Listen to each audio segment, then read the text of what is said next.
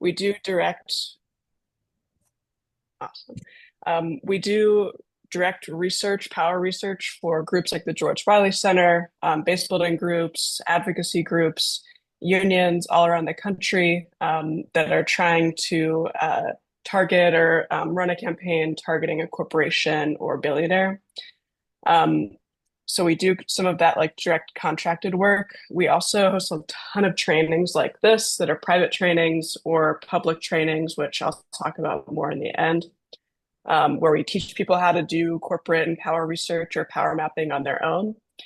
And then we also kind of got our start through our website, which is littlesis.org, where you can look at our database, where we operate as a place for people who do research on corporations and the powerful to put it. A lot of times when organizations do research on powerful people or companies, it just kind of gets put on a shelf. And we created this platform, Little Sis, to provide a place where anyone can upload research that they've done themselves.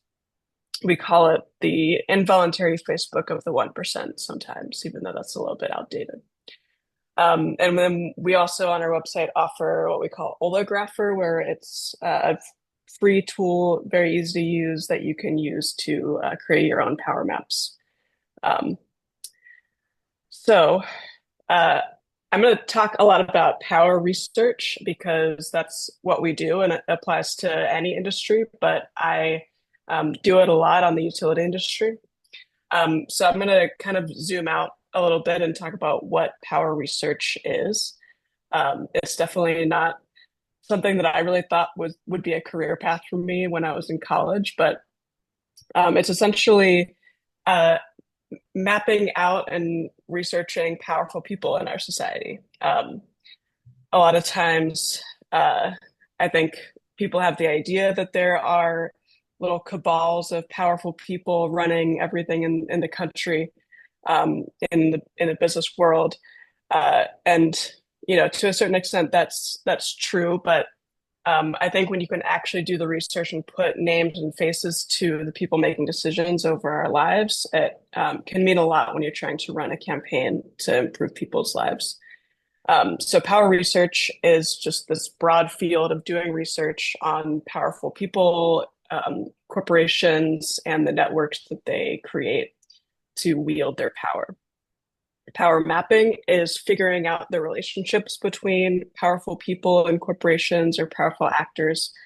And I'll get a lot more into this, but why it's important to map out those relationships is one of the key tenets of organizing is building relationships. Relationships are really powerful. It's how we build power on to create change that we want to see in the world. And it's what corporations do too. They build relationships to maintain and build their power and wield their power. And understanding those relationships can help us understand how to lessen their power or defeat them. And with this research and power mapping, we can do a lot. Campaigns use research in a lot of different ways. I think the most common way that people use it is in messaging.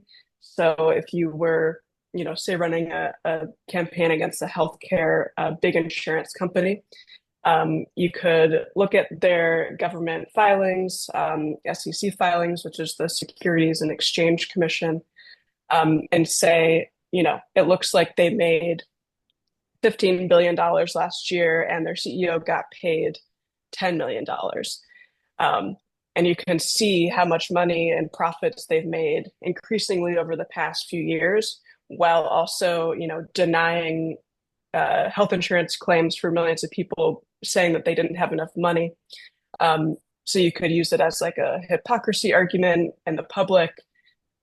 You can find new allies that you didn't know you might have if you figure out that this corporation impacts climate change that you care about, but also is abusing their workers that a union might care about. And it can provide, other creative ways for you to do sort of direct actions. So on the right there, for example, when the Dakota XL pipeline was, going to be pushed through, a lot of campaigners looked at the big banks that were backing that project.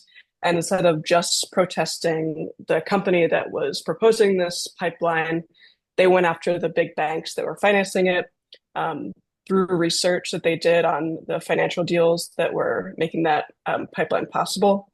And that ended up being a successful way to campaign just by using that research. So when we're talking about utilities, just like any industry, we want to focus on first and foremost what they want to do with their power. So utilities are powerful. I think, like all corporations are powerful. Obviously, they have a lot of money and they control a finite resource, but they're also really powerful in that you're a captive customer. They're what we call regulated monopolies, which means they're allowed to be a monopoly in exchange for them being regulated more tightly by the state. So the state controls how high utilities can set their rates. Because they have a monopoly, they theoretically could set their rates at whatever they wanted. Customers can't leave. So this makes the relationship between utilities and the government a really unique one. And I'll talk more about that and how they use that to their advantage. But just like any corporation, utilities want more money. They want to set rates as high as possible to increase their shareholder value because a lot of them are publicly traded, and they have a duty to increase shareholder value at any cost. So they want higher rates, they want to pay lower taxes, and they want to get the energy that they provide for you at the lowest cost possible. I mean, they don't want to invest in their infrastructure. I mean, all of this comes back to they want to make as much money as possible by cutting expenses and raising rates on people. And so how do they get what they want? Like, how do we go about campaigning against them? We want to map out their power to see how they're getting the policy changes that they want so that we can start to pick apart elements of that power to stop them from getting what they want. So utilities create this big network of influence to make sure that when they go to the state to ask for rate increases, they have a network in place that allows them to get what they want, even if they might not need that rate increase. So they spend millions of dollars on lobbyists at the state legislature. I'll talk a little bit more about that. They spend millions of dollars on campaign donations to lawmakers. I don't know the figures for Rhode Island, but I have done research on a utility in Michigan, DTE, which is a particularly bad utility. They have a lot of shutoffs. They, I think, have given money to every single legislator in the state of Michigan, which is not uncommon for utilities. There is a revolving door of people who work for big utility companies and then go to work for the state agency that regulates them and then are hired back on as lobbyists for those companies. I think this happens for a lot of industries, but it's particularly bad for utilities. They sit on boards of universities. They give a lot of money through foundations to nonprofits. I'll talk more about that. They, like the groups that I work with, advocacy groups, we work in coalitions a lot because we can do more together than on our own. And corporations work the same way. Even though they might be in competition with other utilities, they often work in trade groups with corporations that are their competitors to push policies because they can do more with their collective money. And this is basically what I just said, but I'll mention the AstroTurf bullet at the bottom as part of their overall, political influence strategy. So people have probably heard of dark money, super PACs, all these ways that corporations figure out how to hide the money that they're putting into politics. One of the more common ways that utilities do this is through what we call astroturf groups, which is creating a nonprofit or a political group like a C4 nonprofit. That's a little bit different than a C3 nonprofit. They create these groups that have some innocuous name like Citizens for Clean Energy or Citizens for Affordable Energy. Um, and they essentially operate them as an advocacy group that doesn't publicize their ties to the utility. Um, so these are sort of hidden groups that um, maybe run ads on TV or social media or play some role in giving campaign donations. One example was DTE, for example, in Michigan, set up this nonprofit where they could obscure their influence over it. And that nonprofit essentially acted as a slush fund for a politician that was the Speaker of the House in Michigan. He used it to go out to dinner, take trips, travel, stay in nice hotels. He was eventually convicted for corruption, but I would say this is a common way that utilities could use astroturf groups or nonprofits to influence politicians. And then, I would say they don't do this intentionally, but it's a part of the system that benefits utilities, the revolving door.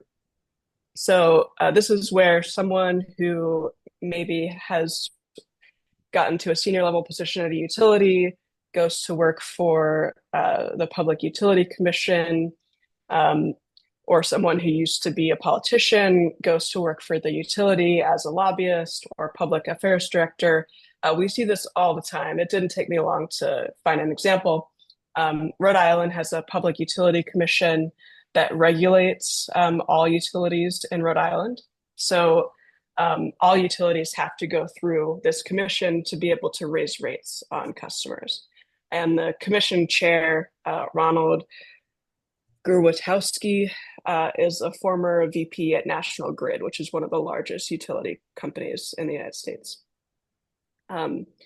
So it would stand to reason that he's probably a little bit more agreeable to what utilities want if they want to raise rates. He probably still has a lot of relationships at National Grid, so they might use that relationship to sway him. And also, utilities have a massive advantage. People like you and me or nonprofits like the George Wiley Center can still file to intervene in a rate case, which means fight rate hikes. But for example, I have done that before with my former organization to fight a water utility rate hike here in Pittsburgh, where I live. And we had one lawyer who was very good and fought for us at these public hearings and these private hearings. A utility might have 10 lawyers. So they have a massive resource advantage just because of how much money they have when they're able to go to something like the PUC and ask for a rate increase. And then they also organize themselves, like I said, within these trade groups, the chambers of commerce, where they do a lot of lobbying and public relations campaigns on behalf of the whole industry. I'll talk about one example in a second. And then, they also are really good at kind of greenwashing their image. Almost every utility I've ever researched has a foundation where, they give money to conservation groups, nonprofits that do good work. A lot of them are environmentally conscious nonprofits. They give a lot to United Way of wherever they're active in. I'll go over an example that I found. But this is a way for them to protect their image. They want to be able to say, we know we use fossil fuels, but actually we give hundreds of dollars to the conservation group in Rhode Island. So we're actually very green.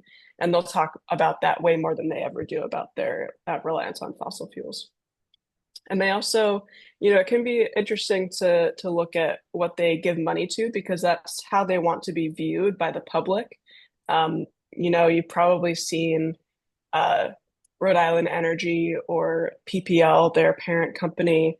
You've probably seen their names on parks, buildings, sports facilities. They just want to be seen as a public good, especially when they're criticized or asking for a rate increase. It really kind of balances out how the public sees them. Um, but I mean, despite their efforts to build power, there are still plenty of examples, and I think the George Wiley Center is a great one.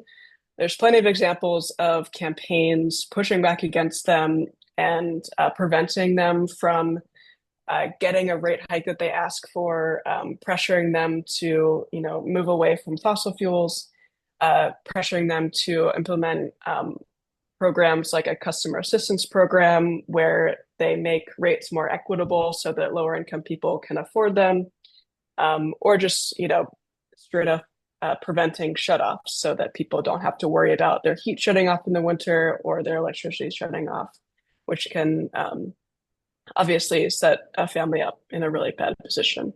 So there are lots of examples of people kind of using this information and pushing back against it. And luckily, there are ways that people can do that in a formal process, like being involved in a rate case at the state level, or going to board meetings if your utility is publicly owned. Um, so I would say the George Wiley Center probably knows more about those pressure tactics than me. So I'm going to talk about how you can do research to kind of get at some of these questions, and what you might want to look into if you're researching a corporation. So I'll kind of go through these a little fast, but I'll share the slides afterwards so you can go back and see.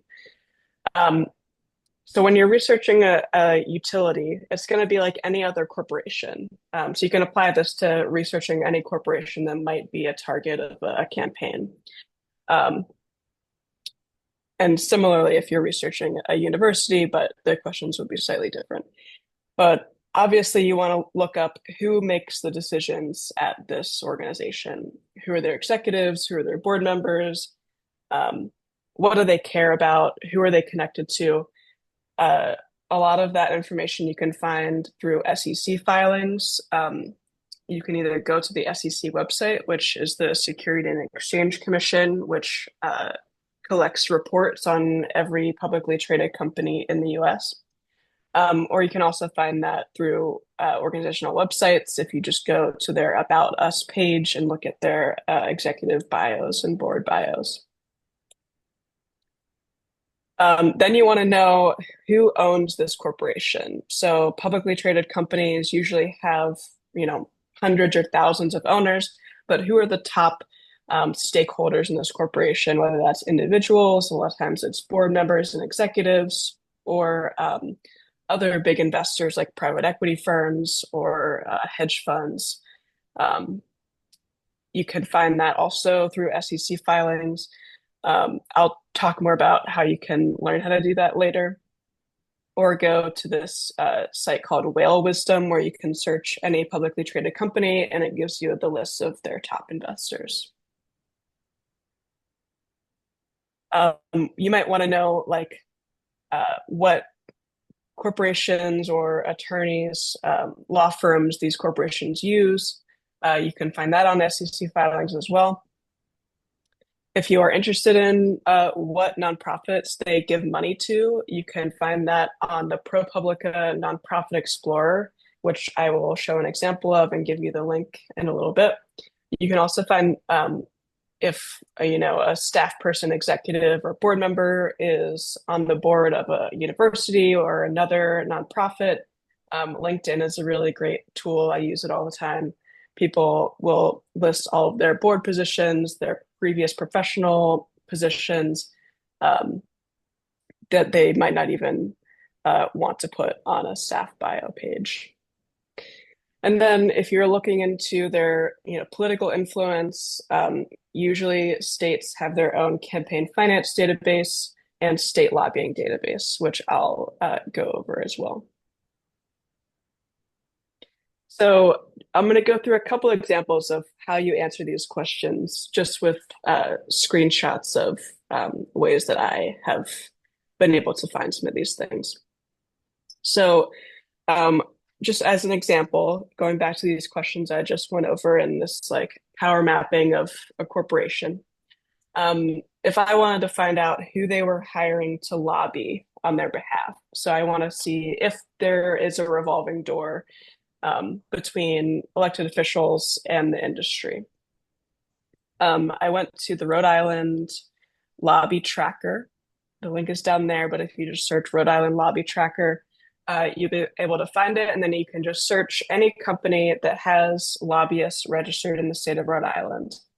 And I just searched Rhode Island Energy, which is the electric company that serves Providence.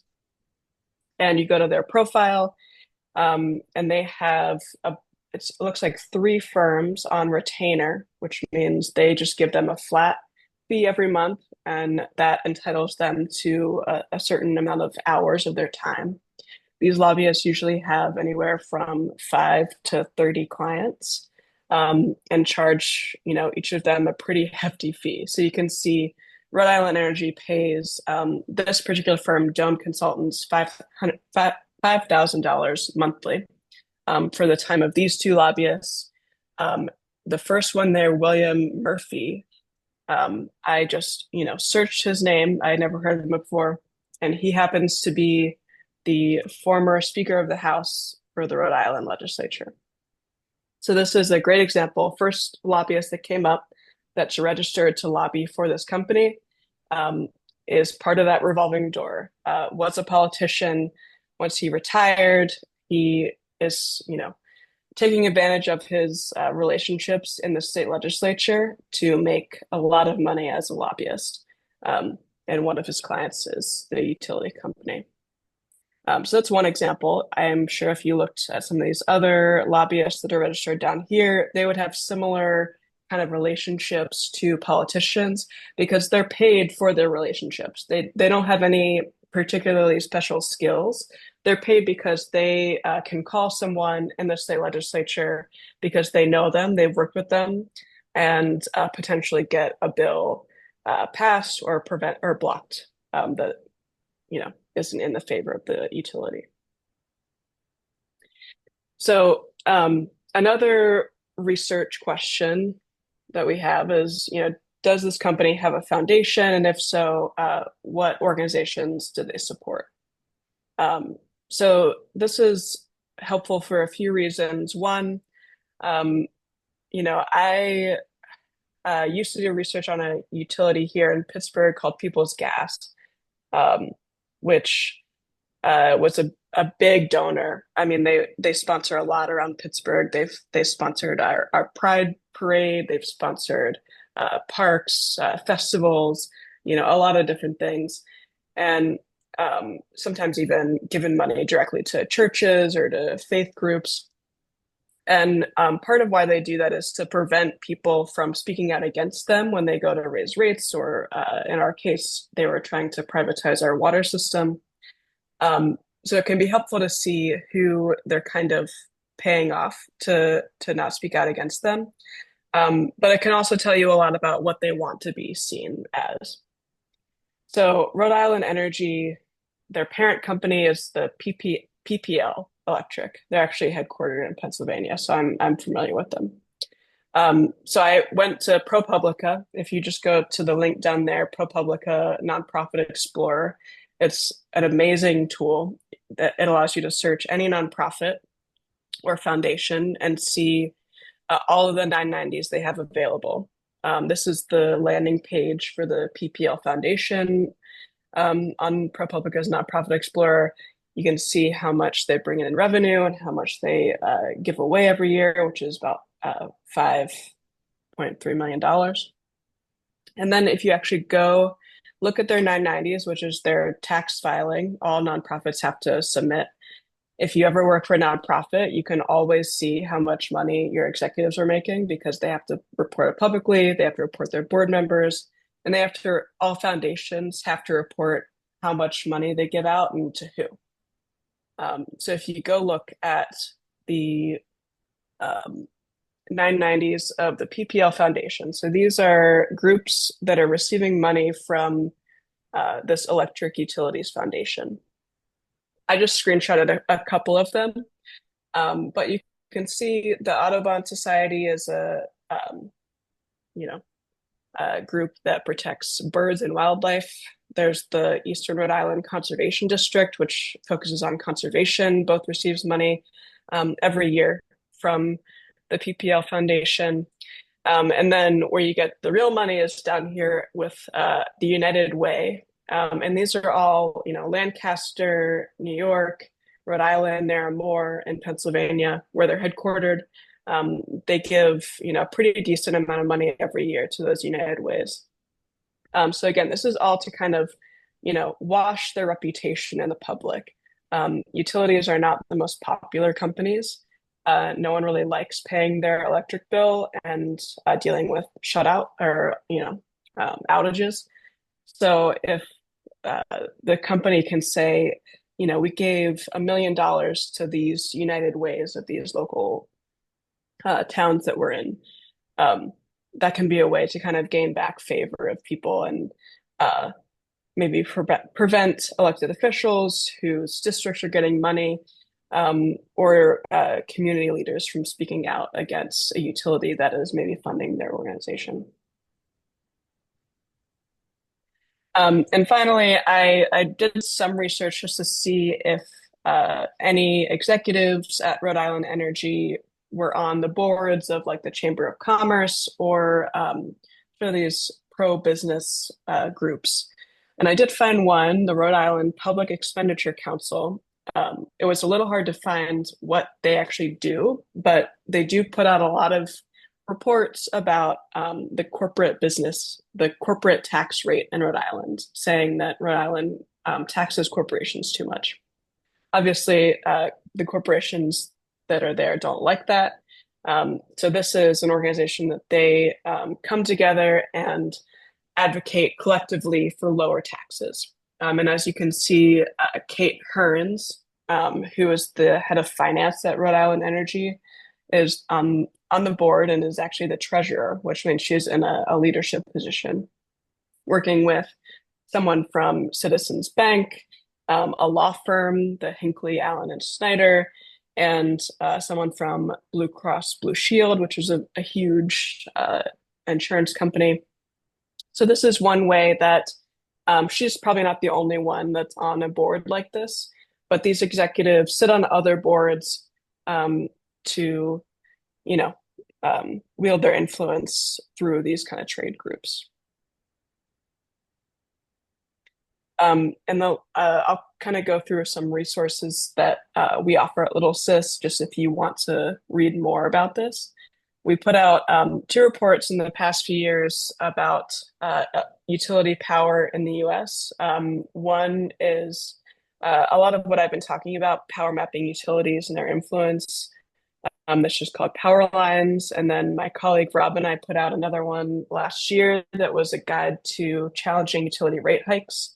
You can find both of those at powerlines101.org. And then if you're interested in these kind of research skills, we, this past year at Little Sis, just completed a research tools for organizers public training series. If you're interested, you can go to our like government name, public accountability initiatives YouTube page, or go to littlesis.org/trainings.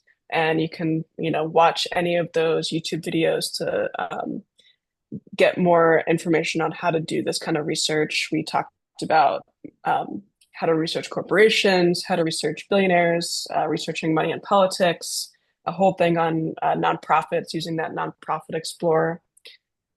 So if you're interested in, diving deeper into any of these topics, you can go watch some of those. And, if you have other questions related to this, you can always reach out to me at ally@littlesis.org. We also have a Twitter at twiddlesis and Instagram littlesisgram. Um, but I'll stop there to see if folks have any questions about any of that. And I can also try to Yeah, I monitor have the a chat. question. Um, Yeah. since we I mean, you showed us how we know and why utility companies are kind of continuing the process of hiking up rates and keeping them high. What do you think is the way that we as citizens or as members of grassroots initiatives should combat this? How would we make a more equitable payment plan for utilities go through? Yeah, that's a great question. Um, from what I've seen, the George Wiley Center has done a great job of doing exactly that. I would say it usually comes down to democracy, as corny as that sounds. Public utilities usually have lower rates. One, because they don't have a profit driven incentive, and two, because we have a public water system in Pittsburgh, and when they were going to raise rates and do a lot of bad stuff, we we brought a group of 20, 30 people to every single board meeting because they were public.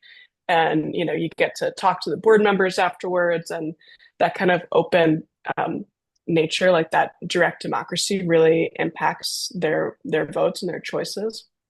So as much as we can make utilities more democratic and have more public oversight, the better. Um, and second is just organizing people who are impacted by it. You know, if you go knock on someone's door and ask them how they feel about their utility, they'll probably say that they hate it. So it actually provides a really good opportunity for folks to come together around a shared interest of, we don't want our electric rates going up, or we want some sort of assistance in paying our bills. Um, and just making sure that you find the right times and places to use that energy and anger, which um, you know Rob and I talk a lot about in this Power Lines 102. Whenever utilities want to raise rates, they have to go to the state and ask for it, and the state has to ask the public what they think about that. So there are places, hearings, public hearings, rate cases where people, everyday people can get involved and mobilize to, say, we don't want this and we don't think they need this because we can see how much they're making in profits and they don't need it. Um, yeah. And someone in the chat said, is there a specific lobbyist industry that you think has the most influence over such does the most damage to society? um, I mean, the fossil fuel industry definitely has a lot of influence. I would say at a state and local level, the utility industry is pretty powerful just because they kind of need to be in order to make the profits that they need for their shareholders. But the fossil fuel industry is pretty deeply embedded and is very good at um, quelling dissent and maintaining, you know, good relationships with politicians that allows them to, keep doing whatever they want, and also, and infiltrate academia. A lot of oil and gas executives serve on the boards of big universities, and that kind of gives them a legitimacy. Um, that's definitely true here in Pittsburgh. Um, they'll sit on the board of the University of Pittsburgh, and the University of Pittsburgh is the one doing the studies to prove or disprove if fracking is bad for people's health. So it kind of creates a conflict of interest. We only have 3 minutes left in the Zoom, so maybe just one more question if anyone has one. I had a quick question. Can you talk about how you prioritize which power structures or individuals to investigate into and expose? Yeah. Um, when it comes to a company, if you're researching a company and you want to find one person that is, the decision maker or what we would call like a good face of the company, um, doing that research on who's in leadership and who owns the company is really crucial. So if, a lot of times you just think, oh, it's the CEO. But sometimes it's not. Sometimes they have a really powerful board member, a board chair, who actually owns, 10% of the company, and you might want to prioritize them rather than the CEO because they have more stake in the company and they have the power to fire the CEO. Not all board chairs have that power, but some do.